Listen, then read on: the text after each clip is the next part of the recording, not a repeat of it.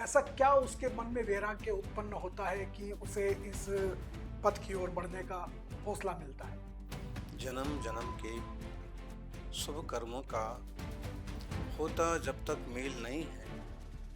जैन दिगंबर साधु होना ही बच्चों का खेल नहीं है। सबसे पहले ब्रह्मचर्य व्रत होगा। जी। दुनिया के बड़े से बड़े साधु वस्त्र के त्याग नहीं हो पाने के पीछे एक सबसे खतरनाक कारण है लज्जा। लज्जा। लज्जा का मतलब है कि आमतौर पर जिनमें विकार होते हैं उनमें तो लज्जा होती ही है, लेकिन जिनमें विकार नहीं होती, जैसे छोटा सा बच्चा, दुनिया में सिर्फ दो ही मुनिराज की अवस्था में विशिष्ट गुण और प्रकट हुए तो उन्हें उपाध्याय, गुणी या आचार्य या बालाचार्य। चंचलम ही मना कृष्ण मनोदुग्रहम दुर्निग्रहम चलम। फिर जब उसको आगे की सीढ़ी चढ़ाते हैं छुल्लक वगैरह तो केस लॉन्च।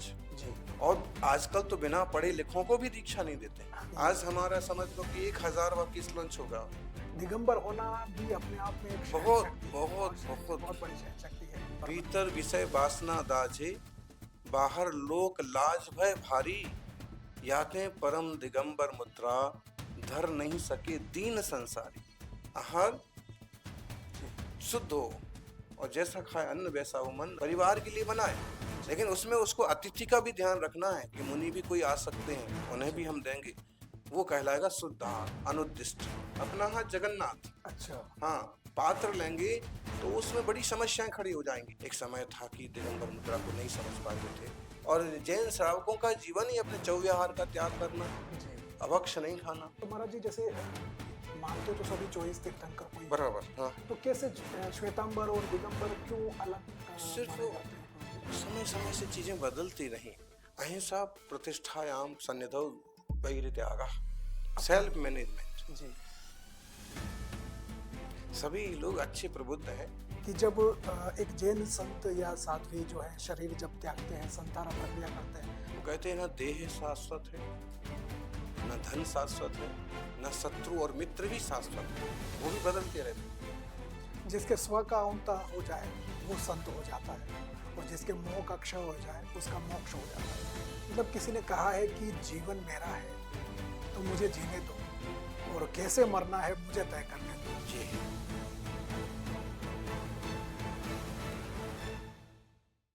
नमस्कार, बीबीसी राजस्थान पर आपका एक बार फिर स्वागत है।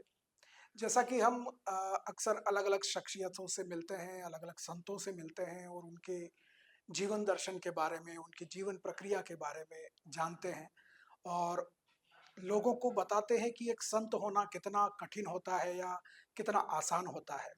सनातन धर्म की परंपरा में अगर हम देखें तो कई तरह के अखाड़े और संत हैं, लेकिन 2 संतों के बारे में विशेष चर्चा होती है, और वो हैं एक तो नागा साधु और दूसरे हैं दिगंबर संत। क्योंकि दिगंबर होना आसान नहीं होता, और आज हम महाराज से वही जानेंगे कि दिगंबर संत होना कितना कठिन है। अभी जैसे प्रयागराज में महाकुंभ चल रहा है, जहाँ पे नागा साधु आए हुए हैं, अब कुंभ समाप्त होने वाला है, और ऐसा कहा जाता है कि जब कुंभ होता है तभी उनके दर्शन होते हैं, और उसके बाद में वो कहाँ चले जाते हैं पता नहीं चलता। तो इसी संत परंपरा में आज हम जैन समाज के बहुत बड़े दिगंबर संत आचार्य सुनील सागर जी से मिलने आए हैं, जो आचार्य आदि सागर जी के चतुर्थ पट्टाधीश संत हैं, और उन्हीं की परंपरा को आगे लेकर के चल रहे हैं। आज आपके संघ में करीब 80 साधु साध्वी हैं, जो आपके साथ विहार करते हैं अलग अलग जगह, और ये बांसवाड़ा का सौभाग्य है कि आपके चरण बांसवाड़ा की इस पुण्य धरा पर पड़े हैं, और आपके सानिध्य में कई तरह के आयोजन हो रहे हैं। तो महाराज जी, सर्वप्रथम हम आपका अभिनंदन करते हैं बांसवाड़ा की धरती पर पधारने के लिए। महाराज जी, हम जब दिगंबर संत की बात करते हैं या दिगंबर साधु की बात करते हैं, तो एक पूरी प्रक्रिया होती है उसके बनने की, एक सामान्य मनुष्य से लेकर के, और वो जब दिगंबरम परंपरा की तरफ जाता है, तो ऐसा क्या उसके मन में वैराग्य उत्पन्न होता है कि उसे इस पथ की ओर बढ़ने का हौसला मिलता है? जन्म जन्म के शुभ कर्मों का होता जब तक मेल नहीं है। जैन दिगंबर साधु होना ही बच्चों का खेल नहीं है। बहुत ही मुश्किल और कठिन मार्ग है ये, और बहुत जो इस मार्ग पर चल के इसको ठीक से समझ पाए वो बहुत ही आनंद का मार्ग है। पूर्ण शांति और पूर्ण आनंद का मार्ग है। लेकिन इसकी जो साधनाएं हैं वो काफी कठोर हैं। 5 महाव्रत, 5 समितियां, 5 इंद्रिय निरोध, इंद्रिय विजय, 6 आवश्यक और 7 विशेष गुण, ये इनके खास रूप से मूल गुण होते हैं। प्रक्रिया कि कोई भाग्यशाली जीव है, वैराग्य के पथ पर चले, जैसे नाई ब्रह्मचारी जी सन्मति भैया बैठे हैं। तो अब इनकी भावना बनी कि हमें इस मार्ग पर बढ़ना है, तो सबसे पहले ब्रह्मचर्य व्रत होगा। जी, मतलब है कि दुनिया के साधकों में ब्रह्मचर्य का शुद्ध रीति से पालन करने वाले साधकों के दर्शन ही दुर्लभ है। जी, जबकि यहाँ संत बनने की प्रक्रिया में सबसे पहली सीढ़ी ही ब्रह्मचर्य की है, पूर्ण ब्रह्मचर्य की। फिर उसके बाद अगर वह आगे बढ़ते रहे जी, और उन्हें ध्यान अध्ययन बराबर किया तो उन्हें क्षुल्लक दीक्षा होती है। जी, क्षुल्लक दीक्षा में एक दुपट्टा और एक लंगोटी। दुनिया के बड़े से बड़े साधु अपन देखें कि स्वामी समर्थ या स्वामी रामदास एक लंगोटी मात्र का उपयोग, आज भी कुछ ऐसे हैं। जी, तो यहाँ की जो साधुओं में सबसे निचली ग्रेड है उसमें ही लंगोटी और दुपट्टे का उपयोग है। ऐसा नहीं कि दिगंबर मुनि यूं कपड़े निकाले और दिगंबर मुनि बन गए। ब्रह्मचारी जी होंगे प्रतिमाधारी तो उनके पास एक धोती और एक दुपट्टा होगा। आमतौर पर जो साधु लोग यूज करते हैं जी, वो यहाँ ब्रह्मचारी की ड्रेस होती है। उसके बाद वो परिपक्व दिखा, इंद्रिय विजय ठीक दिखा और ज्ञान ध्यान बढ़ा, स्थिरता बढ़ी, स्थित प्रज्ञता बढ़ी। जी, गीता में जिसे स्थित प्रज्ञता कहा है, तो उसको फिर आगे उन्नत किया जाता है। जी, class by class, grade by grade आगे बढ़ाते हैं, तो क्षुल्लक जी बनते हैं। क्षुल्लक जी आपने देखे हैं संघ में, जी, एक दुपट्टा एक लंगोट। फिर वो सर्दी वगैरह ठीक से सहन करना सीख गए हुँ, तो फिर उनको अलग दीक्षा दी जाती है कि सिर्फ लंगोट। जी, अब वो बिना ओढ़े उनमें सर्दी गर्मी सहन करने की हुँ, और अपन कहेंगे शर्मिंदगी की, जी, वस्त्र के त्याग नहीं हो पाने के पीछे एक सबसे खतरनाक कारण है लज्जा। लज्जा, लज्जा का मतलब है कि आमतौर पर जिनमें विकार होते हैं उनमें तो लज्जा होती ही है, लेकिन जिनमें विकार नहीं होते, जैसे छोटा सा बच्चा, हुँ, दुनिया में सिर्फ 2 ही लोग दिगंबर शुद्ध अवस्था को प्राप्त करते हैं, 2 ही लोग रहते हैं, ये सबसे छोटा बच्चा और यह सबसे ज्यादा प्रज्ञावान कोई साधक। जी, उसके अलावा मुश्किल है। तो जो साधक हैं वो इन सब चीजों से ऊपर उठ गए होते हैं हुँ, और बच्चा है वो इस सब चीज को समझ नहीं रहा होता है। तो जब ये समझ में आता है कि ये काफी आगे विकास हुआ है, इनकी शुद्धि बड़ी है, अब इनके सामने कोई भी आ जाए तो इन्हें फर्क नहीं पड़ने वाला है। इनकी नजर में सब आत्माएं हैं, सब जी, होनहार भगवान हैं, चाहे महिलाएं हों चाहे पुरुष हों, इनके लिए सभी स्नेह के पात्र हैं, दया के पात्र हैं, इनके लिए सभी बराबर हैं। तो फिर उनको मुनि अवस्था, जी, फिर मुनिराज बनते हैं। एलक जी की बात, एक लंगोटी भी छूटती है, हुँ, उसमें हो सकता है कि कोई साल भर में आगे बढ़ जाए। जैसे आपकी पहले क्षुल्लक दीक्षा हुई थी, फिर मुनि दीक्षा हो गई, एक एलक जी भी है संघ में। जी, तो ये ग्रेड की बाई ग्रेड आगे बढ़ते गए। हो सकता है कोई अच्छा होनहार हो तो छोटी बाई में उसकी दीक्षा हो जाए, जी, जैसे हमारी हमारी 19 साढ़े 19 वर्ष की बाई में हो गई थी। मुनि दीक्षा, जी, हाँ, और इस तरह से फिर वो मुनिराज बन गए। मुनिराज की अवस्था में विशिष्ट गुण और प्रकट हुए तो उन्हें उपाध्याय, गणी या आचार्य या वालाचार्य जी, इस टाइप के पद वगैरह प्रदान किए जाते हैं। और ये जिस जिस तरह से हमारे को आपने कहा अभी आचार्य आदि सागर अंकली करके चतुर्थ भट्टाधीश एक मतलब एक बहुत बड़ी परंपरा का जी, नायकत्व है। तो जिस तरह से ये पद्धति चलती है, और ऐसे एक दिन में दिगंबरत्व तो नहीं मिल जाता है। जो लोग नहीं समझते उन्हें ऐसे लगता होगा कि बन गए फिर मिट जाएंगे फिर बदल लेंगे फिर चले जाएंगे, ऐसा नहीं है। पहले ही सीढ़ी बाई सीढ़ी चलो, आप नहीं चढ़ सकते हैं तो आप रिटर्न हो जाएंगे पहले जी, ही, ब्रह्मचारी के पहले ही रिटर्न हो जाएंगे। ब्रह्मचर्य भी आ गया लाइन पर तो अब उससे रिटर्न होने की बात खत्म हो गई। फिर भी अगर कोई ढीला हो कमजोर हो तो आप यहाँ से चले जाइए। तो जैसे किसी के मन में संतों की वाणी सुन के वैराग्य उत्पन्न होता है, या किसी के मन में पुस्तक पढ़ करके, साहित्य को पढ़ करके वैराग्य उत्पन्न होता है।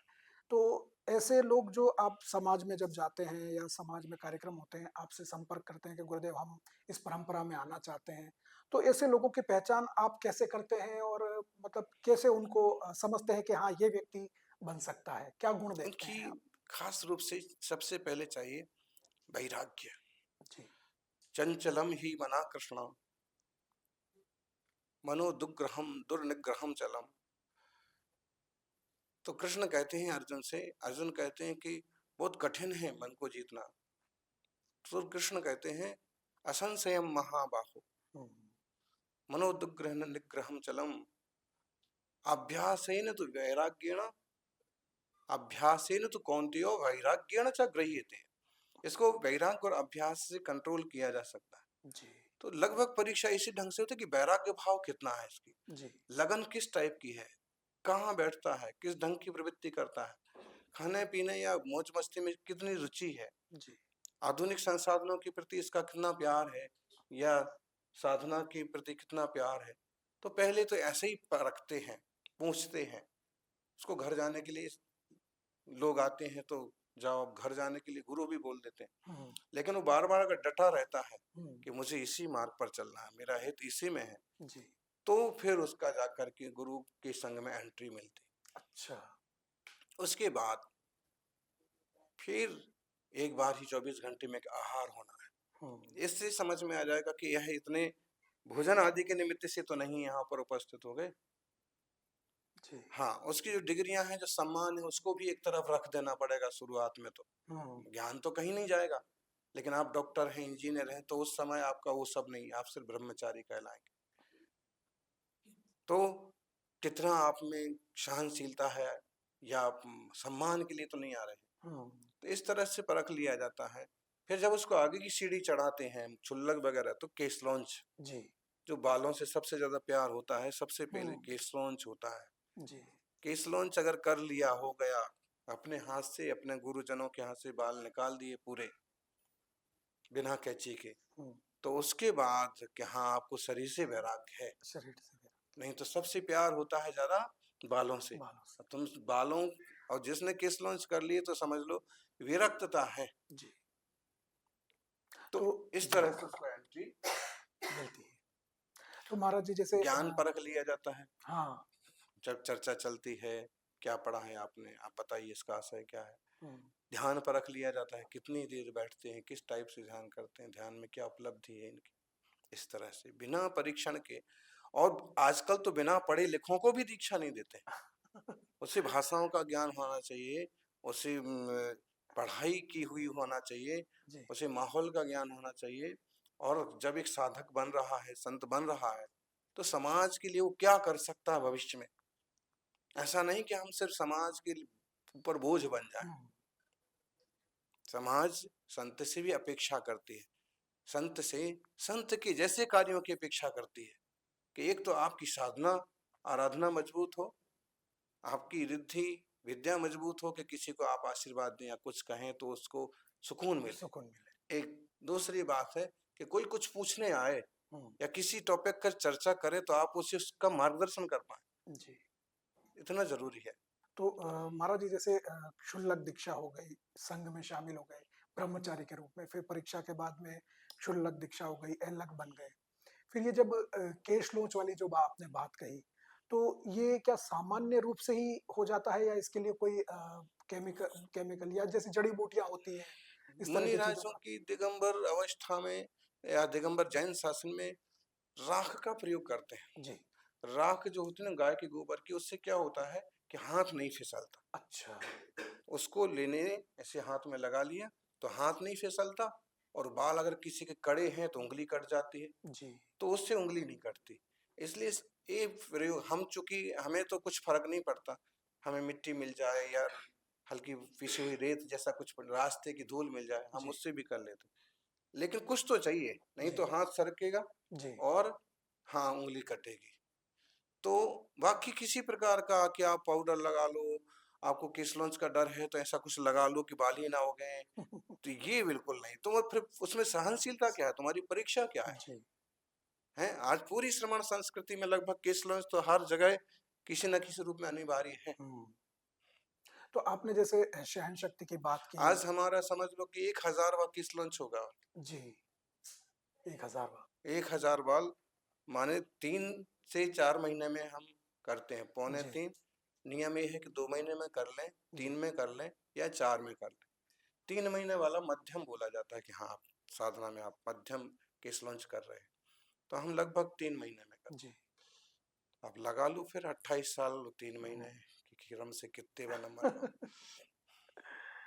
तो हमारा जी जैसे आपने सहनशक्ति की बात की, दिगंबर होना भी अपने आप में एक बहुत, सहनशक्ति है, बहुत, बहुत। बहुत बड़ी सहनशक्ति है।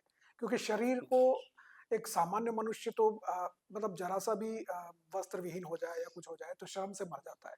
एक जी, शर्म, दूसरी बात है कि विकार, जी। आप कोई निर्लज्ज बन के भी आ जाए तो अपने विकारों को किधर रखेगा? हुँ, वो तो उसके भीतर है। जरा से निमित्त मिलेंगे, पराजित हो जाएगा। जी। तो इसलिए बहुत बड़ी तपस्या, सबसे पहले तो यही तपस्या है। हुँ, तंत्र शास्त्रों में भी इसे भी बहुत बड़ी तपस्या कहा जी। है। क्योंकि अपन तंत्र शास्त्रों पर ज्यादा आजकल ना उपयोग करते हैं, ना विश्वास करते हैं। जी, लेकिन तंत्र के मामले में कहें तो सबसे बड़ी मुद्रा है ये। जी, हाँ। दिगंबर मुद्रा। तो इसमें जैसे सहनशक्ति की जो बात है, तो क्या आहार में भी ऐसा कुछ होता है जिससे हर भीतर मौसम में शरीर जो है वो स्वस्थ बना रहे या दिगंबर बन भीतर विषय वासना दाझे, बाहर लोक लाज भय भारी, याते परम दिगंबर मुद्रा, धर नहीं सके दीन संसारी। संसारी दीन जन नहीं मुद्रा धारण कर सकते। इसके लिए रियलिटी चाहिए। एक मुनिराज निर्लज्ज नहीं होते हैं। ये उनका अंडर कंट्रोल्ड है, वो सेल्फ अंडर कंट्रोल्ड, मतलब खुद पर उनका अनुशासन है और सबके प्रति एक आत्म बुद्धि है। अब लज्जा कब आए? कोई माँ दिखे, कोई बहन दिखे, कोई स्त्री पर्याय दिखे तो लज्जा कब आएगी? जब तुम स्त्री मानो हुँ, और उनकी स्त्री बुद्धि से उनको निहारो हुँ, तो। और अगर तुम उनमें भगवान आत्मा देख रहे, ब्रह्म का अंश देख रहे, नारी शक्ति जी, तो फिर उसमें ही रहता कि जैसा मेरा आत्मा वैसा इनका आत्मा। जी। बहुत ऊंची साधना है। अच्छा, फिर आपने जो कहा क्या कि आहार। आहार वगैरह, आहार बस, आहार तो अभी आपके उस आसपास भी हुई है 2-3 घरों में। एक श्वेतंबर बंधु के यहाँ भी एक परिवार में श्रावकों ने चौका लगाया तो वहां भी आहार हुई। आहार वही ग्रस्त बिल्कुल लोग जो, सामान्य। लेकिन शुद्ध। जी, ये नहीं चलेगा तुम नल का पानी भर के लाओगे और बाजार का आटा लाओगे, वो नहीं चलेगा। जो पहले की संस्कृति है जी, कि घर का आटा हो, कुएं का पानी हो, घर का चूल्हा हो, गाय का दूध हो, खुद के हाथ से किया हो, खुद ने नहाया हो, जो दादा दादी नाना नानी के समय चलता था ना आपके, जी, लगभग वही चलेगा। उसमें पूरी शुद्धि हो। आजकल जैसा नहीं कि पैंट शर्ट और बाजार का और बने बनाए, बाजार का कुछ भी नहीं खाएंगे। जी, आप चाहते कि मसाले भी हमें साग में मिलाने, तो मसाले खुद पीसो। जी। तो इस टाइप का पर आहार शुद्ध, बोली जैसा खाए अन्न वैसा हो मन।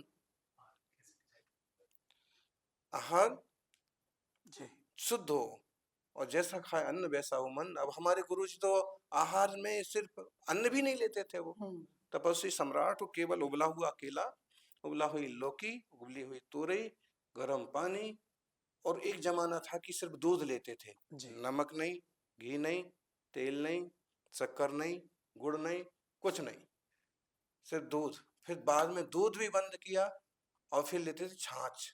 जी, तो जिंदगी में जब से उनने दीक्षा ली कभी अन्न नहीं खाया। जी, इस टाइप से आखिरी के 10 साल उपवास तो पहले भी करते थे, निर्जल उपवास होते थे 10-10 उपवास। और आखिरी के 10 साल उन्होंने केवल छाछ और पानी, 48 घंटे में एक बार। जी, आज आप किसी पर प्रयोग कर लो, हुँ, 48 घंटे में उसे भरपेट छान पानी दो, हुँ, मट्ठा पानी भरपेट दो, आप देखो कितने दिन जिंदा रहता है। 10 साल उन्होंने इस तरह से तप किया और उसमें 8 उपवास आते थे तो भी 8 उपवास निर्जल 10 दिन के उपवास निर्जल पर्युषण के, फिर छाछ पानी। हम लोगों को भी आश्चर्य होता था कि जी। हम भरपेट खाना खाने के बाद, भोजन करने के बाद एक उपवास नहीं होता, वो 10 उपवास कैसे? वो घर तपस्वी थे। जैसा कि आपने अब तक की चर्चा में सुना कि जिसने इंद्रियों को जीता, जिसने इंद्रियों को जीता, जो जितेंद्र हुआ, वही जिनेंद्र को प्राप्त कर सकता है।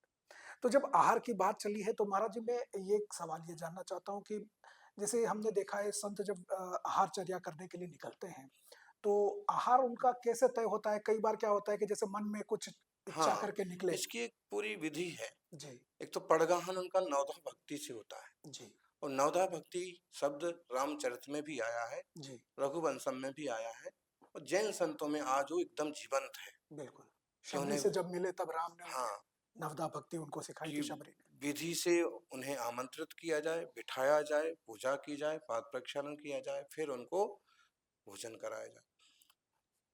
तो जब मुनिराज को आहार को जाना है तो सबसे पहले वह श्री जी के सामने या गुरु के सामने उपस्थित होते हैं, और अब मुझे आहार को जाना है। संस्कृत में उनकी भक्तियां हैं, प्राकृत भाषा में भक्तियां हैं। जी, फिर कहते हैं वो आहार को जाएंगे। अब मन में कोई धारणा ले ली, जैसे जी, जैसे आज कोई निमित्त बन गया, शिलान्यास हुआ आचार्य सुनील जी, सागर शिक्षण तीर्थ का, या अजितनाथ भगवान का आज जन्म कल्याणक और दीक्षा कल्याणक था, तो एक कि जहाँ अजितनाथ भगवान की हमको तस्वीर दिखे, या जहाँ शिला दिखे, जी, या कभी श्रीफल है, सिर्फ कलश है, जी, बच्च गो बच्च द्वादशी है, गाय बछड़े का कोई फोटो चित्र हो, कहीं गाय खड़ी हो, हुँ, तो इस तरह का अटपटा कुछ भी हो सकता है। और हो सकता है कि आहार ही ना हो, जी, अटपटी ना मिले, हुँ। विधि ना मिले, तो आहार भी ना हो। ऐसे बांसवाड़ा में हमारा एक बार हमारा हुआ हुआ है था गुरुदेव, मुझे याद है 2016 में, लोहारिया में एक महाराज जी थे उस समय वो। उनका भी हुआ हो। जी, 3 लेकिन दिन तक वो भ्रमण करते रहे लेकिन उन्हें वो इच्छित वस्तु नहीं मिली। चौथे दिन वो कुछ भी हो सकता, मिली। साधा मान ले, साधा एप्पल ही। जी, कल हमारा सामान न बिक रहा था, किसी के पास नींबू हो जी, किसी के हाथ में, और कहे कि हमारे यहाँ हर जल शुद्ध है।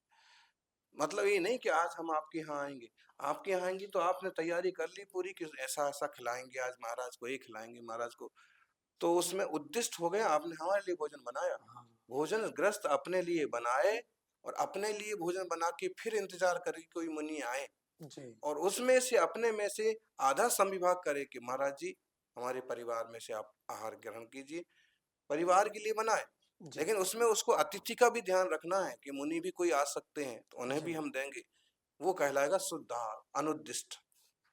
तो उसमें इसमें पात्र नहीं नहीं, लेने का कुछ क्या? नहीं, हाथी अपना, जी, अपना हाथ जगन्नाथ। अच्छा। हाँ, पात्र लेंगे तो उसमें बड़ी समस्याएं खड़ी हो जाएंगी। एक तो हुँ, बैठने का सिर्फ उनका आसन होता है कि आप किसी पटिए पर किसी उच्च स्थान पर बिठा लीजिए, जी, लेकिन बैठ के आहार नहीं करेंगे।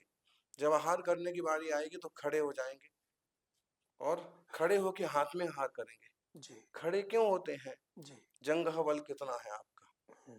जब आपका पाँव पर खड़ा होना बंद हो जाएगा, तो आहार ताकत कम हो जाएगी, तो आप आहार त्यागना, अच्छा, समाधि करना, फिर शरीर का पोषण नहीं करना है। बहुत खतरनाक है जी। दिगंबर मुनि का चरित्र। और मतलब ये नहीं, कायरता का नहीं है कि यार ये अब बैठ के खिला दो, आपने हुँ, तो चम्मच से खिला दो, ऐसा नहीं, मुंह में डाल दो। मतलब जांघ जब तक आपकी आप में हाँ, खड़े आपके जांघ नहीं दुखने सिंह लगा। वृत्ति वाला धर्म है। क्या हमारे पाँव काम कर रहे हैं, हम विहार कर सकते हैं, हम लोगों को जी, मार्गदर्शन कर सकते हैं, हम साधना सही कर सकते हैं, तो आहार करना। जी, अब ताकत नहीं तो साधना भी कितनी करोगे जी। मजबूती से, तो अब आप समाधि करो। आपने बिहार की बात की महाराज जी, तो जैसे जहाँ जैन समाज है, हम्म। वहाँ तो दिगंबर संतों को श्रद्धापूर्वक जैसे विहार करते हैं, तो कई बार ऐसे स्थिति में भी होते हैं कि जहाँ दिगंबर संत नहीं है, तो वहाँ कई तरह से लोग रिएक्ट करते हैं। हमने इस बारे में कई घटनाएं बातें भी घट सुन जाती घटनाएँ हैं। घटी हैं। हम्म। तो ये कैसे देखते हैं इन चीज़ों को और इसको अभी कैसे समझाना सबसे चाहिए? पहले तो हम इसी को पूरा कर लें जी, कि आहारचर्या में उनको पड़गाम हो गया, जी, विधि हो गई, खड़े होके आहार लेना है, लिमिटेड आहार लेना है। जी, आधा पेट आहार, अंदाज लगा पेट भर गया, आधे पेट पानी, अंदाज लगा कि पर्याप्त है पानी, और फिर आधा पेट खाली छोड़ देना है स्वाक्षोच्छ्वास के लिए। इसमें भी कोई जीव जंतु या बाल आ गया हाथ में तो हुँ, वो छोड़ देना है, बिल्कुल। कुल्ला करके निकल जाना है, चाहे कुछ भी नहीं खाया हो, कल ही होना है फिर अगले दिन। जी, तो इस तरह से 32 अंतराय होते हैं। गांव में कोई मर गया, राजा मर गया, गांव में आग लग गई, मरी हुई गाय या कोई जानवर दिख गया, तो अर्थी हुँ, निकल पड़ी, तो छोड़ देना आहार को। रास्ते में दिख गया है तो उपवास हो जाना उस दिन। हुँ, तो इस टाइप से चर्या होती है दिगंबर मुनियों की। अब जो लोग समझते हैं, आजकल बहुत लोग समझने लगे, जी। बहुत लोग सम्मान करते हैं। एक समय था कि दिगंबर मुद्रा को नहीं समझ पाते थे, हो हल्लड़ ज्यादा करते थे। अब बहुत लोग समझते हैं। तो जब नहीं समझ पाते हैं तो वो सामान्य दर्जे का आदमी समझ करके और कुछ भी हो हल्ला करते हैं। तो मुनिराज वही स्थित प्रज्ञता, फिर समय सुखे सु दुखे सु, हुँ, शत्रु मित्र में समान भाव। फिर उनके प्रति कुछ अशुभ विचार नहीं करना है, किसी को गाली नहीं देना है, किसी के लिए कुछ उपद्रव हो गया तो उनको, जैसे हमारे दादा गुरु महावीर कीर्ति जी थे, जी। पुरुलिया बंगाल तरफ बिहार हो रहा था, हुँ, तो कुछ बंगाली लोग यूं नमस्कार कर रहे थे, लेकिन कुछ अनैतिक लोगों ने उनको भड़का दिया और हुँ, उन्होंने अब नमस्कार बंद करके हमला महाराज कर जी दिया। पर हमला कर दिया। तो एक श्रावक थे, उन्होंने उनके ऊपर छाती का काम किया, जी। तो श्रावक घायल हो गए, महाराज जी भी थोड़े घायल हो गए। तभी पुलिस की गाड़ी आई, हुँ, पुलिस ने ये सब देखा तमाशा, तो सबको अरेस्ट कर लिया। फिर उनको पूछा गुरु महाराज को कि आप बताइए इनको क्या दंड दें, आपके ऊपर इन्हें जी, जी। अत्याचार किया। तो उन्होंने कहा कि आप कुछ मत करिए, इन्हें छोड़ दीजिए, इन लोगों को क्या पता है। हुँ, तो पुलिस ने फिर छोड़ा तो नहीं, बोले कि आप साधु हैं, आपकी आपकी ठीक भावना है, अब हमको क्या करना हम देखते हैं। जी। तो महाराज जी, जैसे आपने अपन वैराग्य की चर्चा कर रहे हैं या ब्रह्मचर्य की, जैसे अपन ने चर्चा की, तो जैसे नागा साधुओं में एक प्रक्रिया होती ये है उसको ब्रह्मचर्य को, ताकि उसका बना रहे। इससे हमारे लिए भी मिले, जैसे प्रकाशनाथ जी से भी खूब चर्चा हुई, जी। ऐसे कुछ इस टाइप से साधक लोग मिल जाते हैं, बात करते हैं। तो उन्होंने कहा कि हमारे साथ तो ये प्रक्रिया हुई हुँ। कि लिंग या मुद्रा को किसी तरह से इस तरह से हाँ, वो कोई बॉन्ड नस करके खींच हैं। देते हैं या कुछ ऐसा कर हाँ, देते हैं। जी। तो फिर हमारा तो उस टाइप के विचार भी आए, तो हमें विकृति आने का कारण साधन नहीं बचा। जी। आप आप धन्य, बोले हुँ, इतने साल हो गए। और क्योंकि दिगंबर मुद्रा में वैसी कोई प्रक्रिया, यहाँ पर खास इंद्रिय विजय के ऊपर बात है, जी। इंद्रिय दमन नहीं। इंद्रिय विजय। विजय, दमन का मतलब तोड़ फाड़ करके और आंखें मूंद करके या कान, वो मतलब इंद्रियों को क्षति पहुंचाए बिना, और फिर आप इंद्रिय विजय करना, ये पूरी श्रमण जैन परंपरा में पूरा यही है जी। कि इंद्रिय विजय होना चाहिए। तभी तो ये इतनी छोटी वय से लेके या बड़े वय तक आगे उसकी परीक्षा इसलिए तो होती है हुँ। कि डटा रह सकता है कि नहीं। जैसे दिगंबर परंपरा में अगर और कोई। नागा परंपरा और दिगंबर बहुत अंतर है, बहुत ज्यादा। जी। वो तो वेरी इजी है, हुँ, वो कठिन होने के बाद भी इस अपेक्षा से बहुत सरल है। जी। वो नहाते हैं, ये कभी नहीं नहाते, हुँ, कभी नहीं नहाते। उन्हें बाल रखने में कोई दिक्कत नहीं, बड़े बड़े बाल हो जाते हैं, जिन्हें केस लॉन्च करना ही नहीं बात, क्योंकि जीव ना पड़ जाए, बाधा ना होने लग जाए, शौक श्रृंगार ना दिखने लगे, इसी की चोटी वगैरह बना करके हम टिप टॉप नहीं दिखने लग जाए, इसी से लोग आकर्षित नहीं होने लग जाए। ऐसे ही वो पानी भी द्वारा पी लेंगे, हुँ, सवारी भी कर लेंगे, इन्हें हमेशा पैदल चलना। हुँ, क्योंकि हम जब गहरे इतिहास में जाएंगे तो वो कहीं ना कहीं 1000 10,000 साल पहले संभव है, इसी में से निकले हों, जी। कि नहीं सहन कर पाए तो ये सब चीजें प्रयोग कर ली, नहीं जम पाए। हो सकता है 1,00,000 2,00,000 साल पहले इस टाइप की कोई घटना जी। बनती गई हो। तो उसमें भी बहुत सारे संप्रदाय हैं, बहुत सारे हुँ। अखाड़े हैं, तो उन्होंने तो नाम ही अखाड़ा रख रखा जी। है। लेकिन फिर भी एक तरह से साधना में लगे हैं, ये सही बात। अच्छी बात है। बाकी कहने की बात ये है कि दिगंबर साधना तो एक्चुअल में है ही कठिन। है ही कठिन।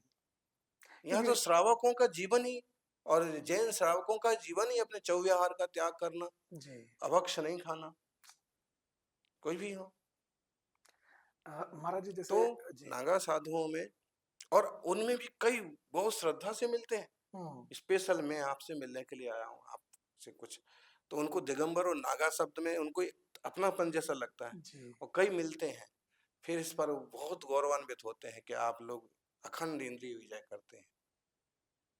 तो और हमारे देश की विभिन्न परंपराएं हैं, साधना की पद्धतियां हैं, जो जैसे कर रहे हैं, जी, कुछ औरों से तो कुछ अच्छा ही कर रहे हैं ना, बिल्कुल। ऐसा। लेकिन जब इस तरफ से हम निर्ग्रंथों को देखते हैं, श्रवणों को, हुँ, तो ये एकदम सतयुग का मतलब समझ लीजिए, पूरा वही दृष्टिकोण, वही शुद्धि। मतलब इनको तपस्या भी करना है तो आग नहीं जलाना है। हुँ, सूर्य की धूप में गर्मी में बैठ जाओ आप, गर्म पत्थर पर, पहाड़ पर, बहुत शीत सहन करो। सर्दी में इनको डुबकी नहीं लगाना है।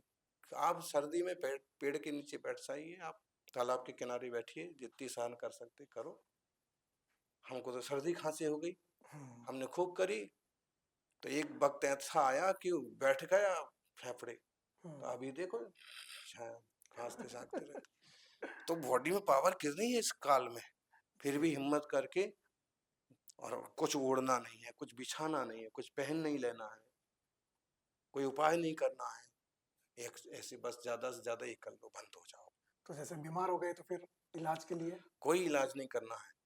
जैसे आप कोई श्रावक हैं और वो वैद्यगिरी जानते हैं और उन्होंने चेक किया, देख लिया, अपने हिसाब से आहार में चेंज कर लो। अच्छा, वो आहार में कुछ दे दिया, हल्दी दे दिया, सौंठ दे दिया, जीरा दे दिया, जी। ऐसा कुछ कर लो। बाकी तुम टैबलेट ले आओ कि कुछ नहीं चल रहा है, इंजेक्शन कुछ नहीं चलने वाला। हुँ। अस्पताल में भी एडमिट नहीं होना? बिल्कुल नहीं, कभी नहीं।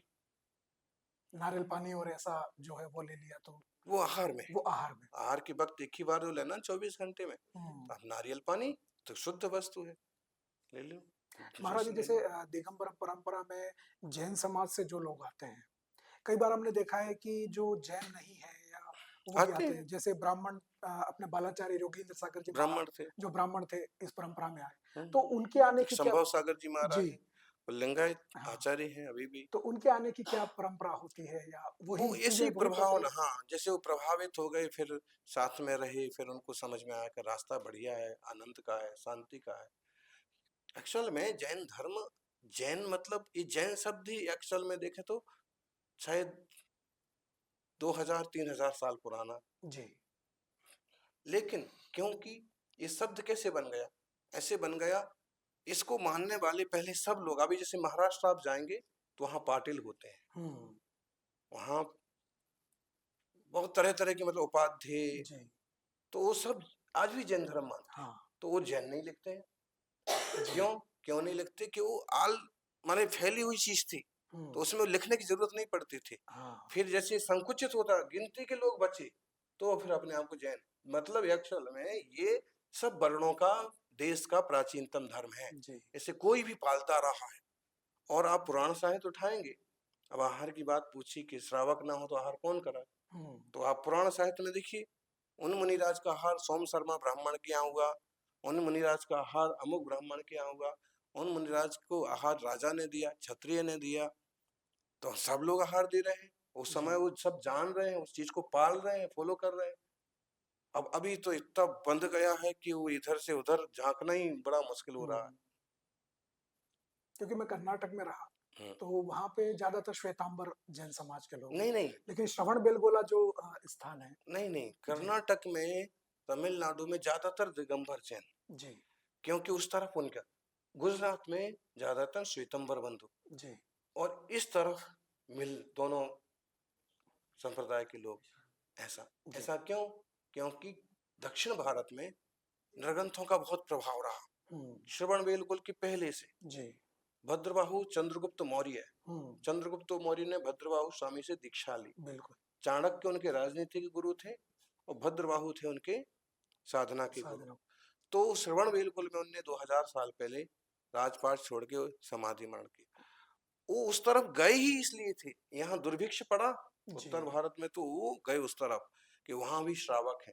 इसका मतलब उनके पहले भी वहां पर निर्ग्रंथों का प्रभाव था। हम्म, तो फिर गुजरात तरफ श्वेतंबर संप्रदाय का अच्छा वर्चस्व बना, अभी भी है, और बाकी बहुत जगह दोनों रहते हैं। तो बहुत ही अच्छा मार्ग है तो आनंद और शांति का, पूर्ण आत्म शुद्धि, केवल अपने आत्मा का अनुभव करना है। जब हम स्वतत्व को पकड़ लेते हैं तो इंद्रियों के पीछे नहीं भागना पड़ता है फिर। तो महाराज जी जैसे मानते तो सभी 24 तीर्थंकर को ही है, बराबर, हाँ। तो कैसे श्वेतांबर और दिगंबर क्यों अलग सिर्फ माने जाते हैं, क्या परंपरा है? इसके पीछे एक फिर वही घटना, बड़ी कहानी है। जी। सामान्य रूप से इतना माने कि एक वक्त ऐसा आया कि परिस्थितियां, भिन्न भिन्न परिस्थिति हो गई, तो वस्त्र आदि उपयोग में जी। आने लगे, फिर पात्र आदि का उपयोग जी, हुआ। वो वाहन का भी उपयोग करते हैं। वाहन का सब नहीं करते, सब नहीं करते लेकिन कुछ लोग कोई करते कोई हैं। करने लगे हैं। अब जी। जैसे एक बिगड़े नवाब बोले हम उनको, लेकिन अधिकतम केस लॉन्च भी कर, अधिकतम परिपटियां वो ही है। जी। लेकिन कुछ गुचरी वगैरह को लेकर के 2 बार भी कर लेंगे, 3 बार भी कर लेंगे, बाजार की चीज का उपयोग कर लेंगे, तो परिस्थितियों बस। लेकिन आज भी अहिंसा आदि व्रतों और सब चीजों के प्रति बड़ी निष्ठा है। जी। जैसे मोर पंख की पिच्छी रखते हैं, वो हाँ, धागे की पिच्छी रखते हैं। हाँ, तो अभी इसके पीछे एक पूरी कहानी है। जी, जैसे मुंह पे पट्टी भी बांधते हैं। समय समय से चीजें बदलती नहीं। अभी यूं देखें तो कभी, अभी कोरोना में हम्म। मुंह पर कितने लोगों को पट्टी बांधना पड़ी। संभव है ऐसी कोई घटना बनी हो, जी। एक कोई ऐसा काल आया हो और प्रयोग करने लगे, तो कुछ लोगों ने फिर उसको पकड़ ही लिया। हम्म। लेकिन जो उपयोग कर रहे, वस्त्र का ही उपयोग कर रहे हैं, तो इसका उपयोग करना कोई बुरी बात भी जी, नहीं है। पर ग्रंथ तो सब एक जैसे ही दूसरा हैं। है कि मूर्ति पूजक संघ में पट्टी रखते हैं, लेकिन जब जरूरत पड़ती तो उपयोग करते हैं, बाकी जी। हाथ में रख लेते हैं। एक पद्धतियां हैं।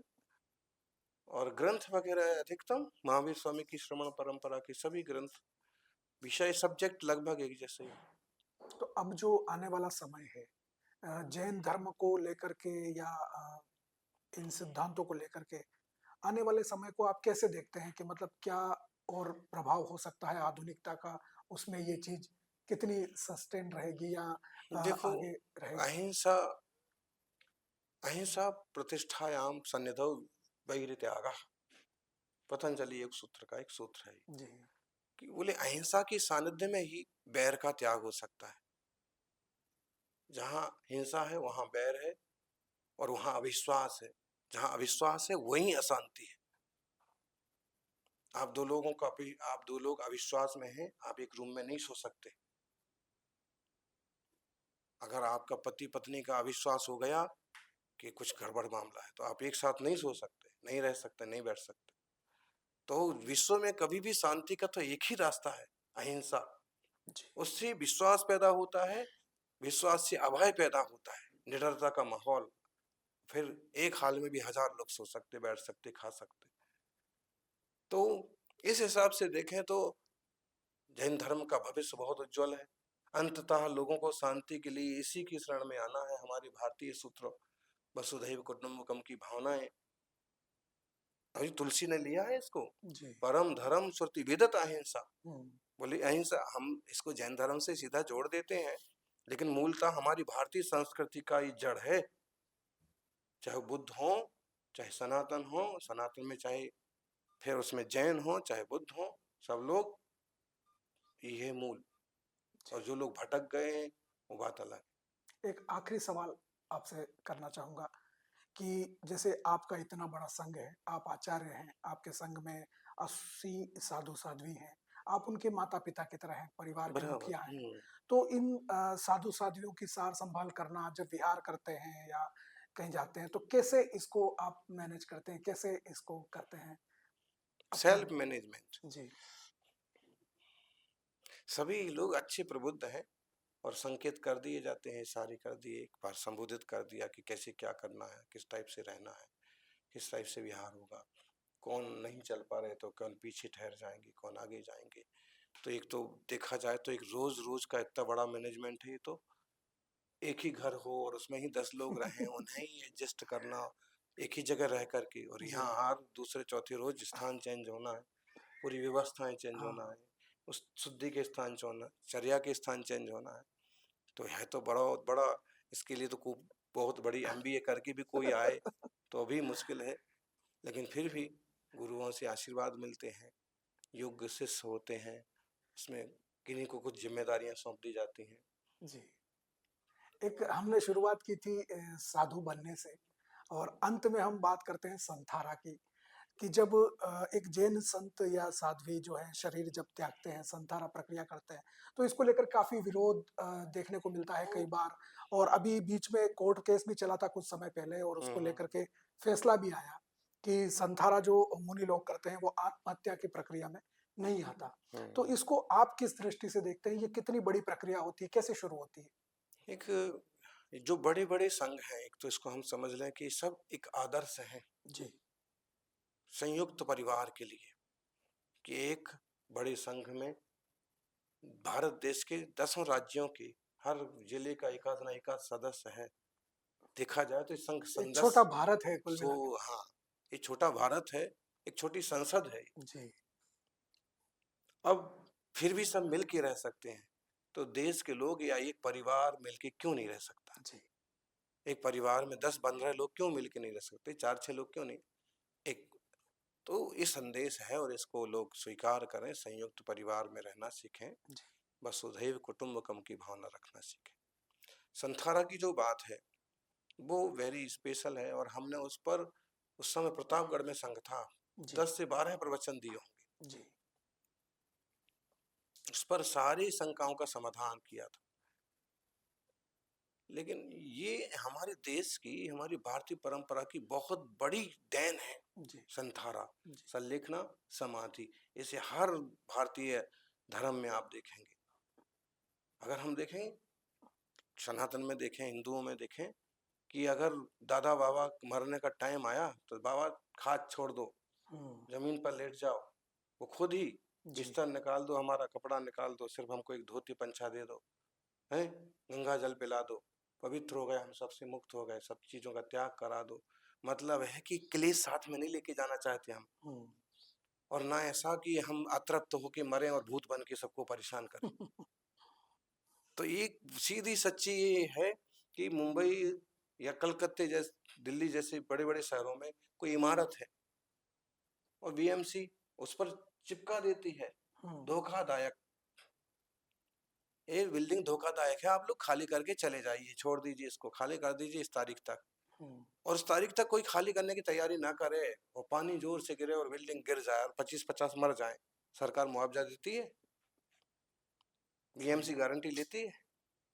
वही ये हमारे साथ है हुँ, कि जब हमारी बॉडी ने, इंद्रियों ने काम करना छोड़ दिया, एक समझ लीजिए कि आयु ने या यमराज ने एक चस्पा लगा दिया, धोखादायक बिल्डिंग हुँ, कभी भी गिर सकती है, तो अब तुम अपना सामान संभाल लो, अपने परिणाम संभाल लो, अपने भाव संभाल लो, अपने ब्रह्म स्वरूप को संभाल लो, और अपने जानबूझ के विवेक से बिल्डिंग खाली कर दो, खाली करके निकल जाओ, इसके नीचे बेहोशी में दब जाओ, सब भूल जाओ। हुँ, इससे अच्छा जानते जानते समझदारी से आत्महत्या नहीं करना है। जी, पता पड़ गया है कैसी हुँ, खतरनाक बीमारी है, पता पड़ गया है कि आयु कम बची है, ये कहा है भगवती आराधना में तो, कि हुँ, आप आयु का निर्णय करिए पहले, फिर समाधि करिए। जी, तो आयु का निर्णय बड़े आचार्य ज्योतिष से, सामुद्रिक से निर्णय करते हैं कि भाई हाँ ठीक है, आपका 12 साल का आयुष्य शेष है, तो आप 12 साल वाली संलेखना करो। नहीं तो जीवन के अंतिम हफ्ते, अंतिम महीने में आप तैयारी करिए, उपवास, रस त्याग, शरीर को भी त्यागना है, विषय वासना की कसाय भाव को पूरी तरह से जी, तो छोड़ ही दिया पहले, लेकिन अभी भी ये था कि जी मेरा शिष्य है, मेरा चेला है, यहाँ हमारा बहुत प्रभाव है, तो अब ये सारा भी एक तरफ रख देना है और बहुत शांति से गुजर जाना। जी। ये संथारा बहुत अच्छी चीज तो इसकी क्या प्रक्रिया होती है? कैसे शुरुआत होती है? और है। इसी तरह से उपसर्ग दुर्भिक्ष जर से रुजायाम चिन्ह प्रतिकारे धर्माय तनु विमोचन माहुत संलेखना मार्या। हुँ, उपसर्ग आ गया, कोई भारी उपसर्ग आ गया, कोई पत्थर गिर पड़ा, कोई गाड़ी टकरा गई, दुर्भिक्ष आ गया, खाने पीने के लिए कोई व्यवस्था नहीं बैठी, बुढ़ापा आ गया, खतरनाक कोई बीमारी लग गई, अब उसका कोई इलाज ही नहीं हो सकता है, तो ये है कि अब आप ये समझो कि धोखादायक बिल्डिंग, अब आप शांति से सब जंजाल को छोड़ो, पहले आहार जल कम करो, भोजन छोड़ो, फिर चावल छोड़ो, माड़ लो, माड़ छोड़ो, गर्म पानी लो, गर्म पानी के साथ चाहो तो लौकी का जूस ले लो, दलिया ले लो, पचने जैसी कोई चीज ले लो, उसे छोड़ो। क्षीण होता जाएगा शरीर, स्थिरता शांति बढ़ती जाएगी।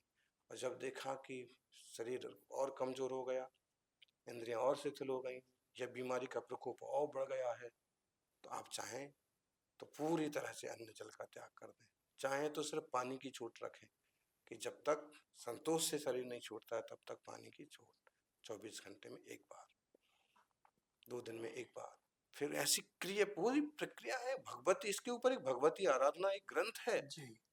उसमें इसके स्पेशली 2400 से ज्यादा गाथाएं उसमें है, इसके लिए उसके स्पेशल 40 अधिकार बनाए गए हैं, जी। पाठ लेसन है उसके कि आप किस ढंग से क्या करेंगे।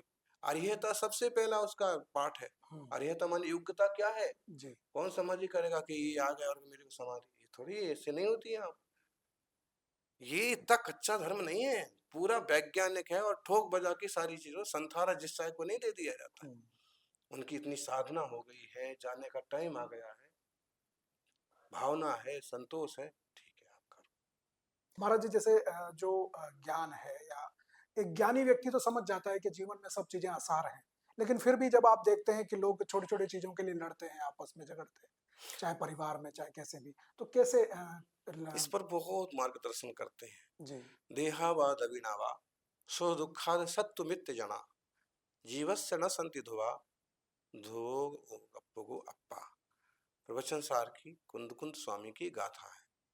वो कहते हैं ना देह शाश्वत है, न धन शाश्वत है, न शत्रु और मित्र भी शाश्वत है, वो भी बदलते रहते हैं। जी। समय के हिसाब से वही दोस्त बन जाता है, कोई शत्रु बन जाता है। तो इस तरह की चीज है कि ध्रुव तो केवल अपना आत्मा है, शाश्वत तो केवल आत्मा है। इसलिए सब जंजाल में मत पड़ो। जादस से ही ध्रुवो मृत्यु जी। ध्रुवम जन्म मृतस्य च तस्मात् अपरिहार्यर्थे मातुम शोचितुम अर्हसि, जी। गीता का श्लोक।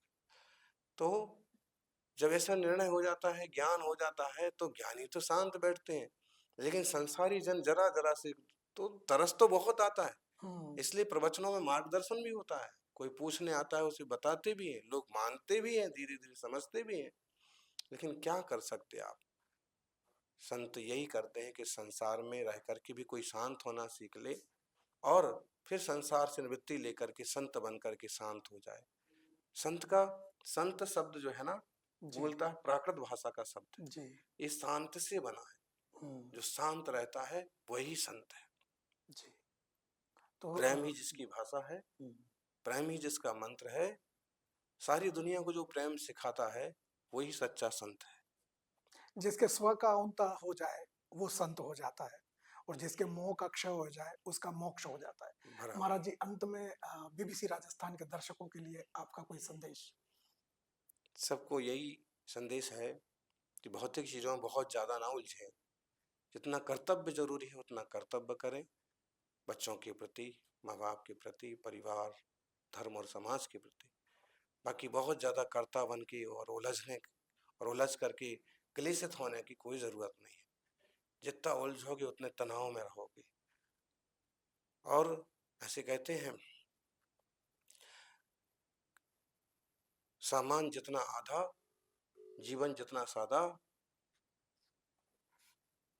टेंशन उतना आधा। तो फिजूल में उलझने नहीं, उलझे नहीं, आगे बढ़े, शांत रहें, आनंदित रहें, सहयोग करना सीखें। ओम। मतलब किसी ने कहा है कि जीवन मेरा है तो मुझे जीने दो, और कैसे मरना है मुझे तय करने दो। जी। तो तुलसीदास जी जैसा कि कह गए हैं कि अब मोहि भा भरोसा हनुमंता, बिनु हरि कृपा मिले ही नहीं संता। तो आज वाकई में हमारे भाग्यों का उदय माने, या ऐसा एक सुयोग माने कि आज हमें आचार्य सुनील सागर जी महाराज के सानिध्य में बैठकर उनसे चर्चा करने का अवसर मिला, और आज हमने जाना कि कैसे एक दिगंबर संत बना जाता है, या कैसे उसके बनने की प्रक्रिया है और कितनी कठिन प्रक्रिया है, कैसे इंद्रियों को जीत करके जिनेंद्र को पाया जाता है। ये सारा ज्ञान आज हमें मिला, और इस ज्ञान से आपके भी जीवन में कुछ बदलाव आएगा, ऐसा हमारा मानना है। तो आपको ये कार्यक्रम कैसा लगा हमें ज़रूर बताएं। हमारे यूट्यूब चैनल बीबीसी राजस्थान पर जाएं, और वहां हमें अपनी राय दे सकते हैं। आप और भी कुछ जानते हैं या जानना चाहते हैं तो हमें अवश्य बताएँ।